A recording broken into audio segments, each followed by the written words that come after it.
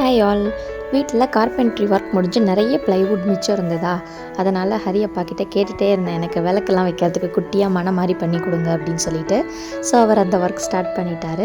எந்தெந்த சைஸில் என்னென்ன வேணுமோ அதெல்லாம் எடுத்து இந்த குட்டி பீஸில் பண்ணுங்கள் அப்படின்லாம் சொல்லி பண்ணிட்டேன்.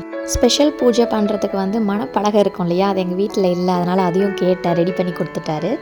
அதுக்கப்புறம் இதுக்கெல்லாம் பெயிண்ட் அடிச்சிட்டேன். ஒயிட் கலர் பெயிண்ட்டு வீட்டில் இருக்கிற பெயிண்ட்டே வச்சு அடித்தாச்சு. அதுக்கப்புறமா நெட்டில் ஏதோ டிசைன்ஸ் எனக்கு தெரிஞ்ச மாதிரி இந்த சிக்கு கோலம்லாம் எடுத்து அதெல்லாம் போட்டுட்டு ரொம்ப பர்ஃபெக்டாக வரல. எனக்கு ப்ரஷ்ஷில் கரெக்டாக அந்த இது செட்டிங்ஸ் ஆகலை. அதுக்கப்புறமா அந்த பலகையெல்லாம் வச்சு சாமியெல்லாம் அரேஞ்ச் பண்ணிட்டேன். ஓகே, காசை மிச்சம் பண்ணி நம்ம வீட்லேயே பண்ணியாச்சு அப்படின்னு ஒரு ஹாப்பினஸ் இருந்தது.